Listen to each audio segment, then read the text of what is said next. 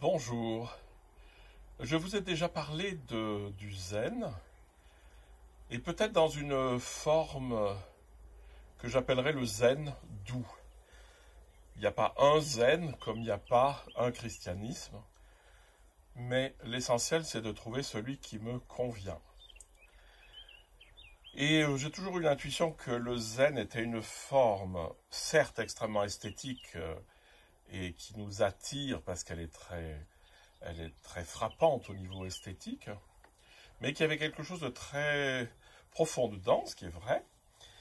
Mais j'en avais eu une image un petit peu dure de gens qui me racontaient qu'ils avaient passé 2 heures à se faire mal partout, à souffrir le martyre. Bon, puis je me suis dit quand même, ça c'est pas trop spirituel parce que si je me force à faire quelque chose et que je me cramponne sur une douleur ou sur une difficulté, c'est quand même plus l'ego qui lutte contre lui-même que un entraînement à la spiritualité.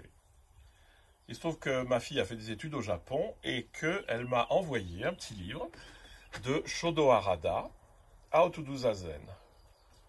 Très court. Shodo Harada est un maître zen qui est mort maintenant, qui était aussi calligraphe, un très grand calligraphe. Et ce petit livre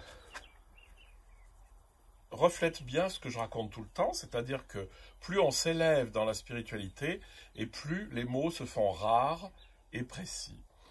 Et ce que j'ai trouvé chez Shodo Harada, je vais vous le partager parce que je trouve ça absolument extraordinaire, puisque il explique exactement de la manière de pratiquer le zen d'une manière douce, qui ne fait pas mal, qui est respectueuse de la personne et de l'être humain et de son corps, et qui mène vers une bienveillance. Donc on est exactement dans le sujet.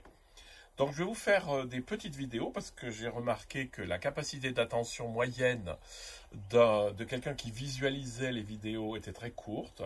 Donc je vais faire plusieurs vidéos sur le zen vu par Shodo Harada et qui correspond absolument à ce que moi j'ai vécu et compris de la mystique de Maître Eckhart, et c'est ce que je voudrais vous partager parce que c'est quand même une des choses les plus profondes que j'ai jamais lues.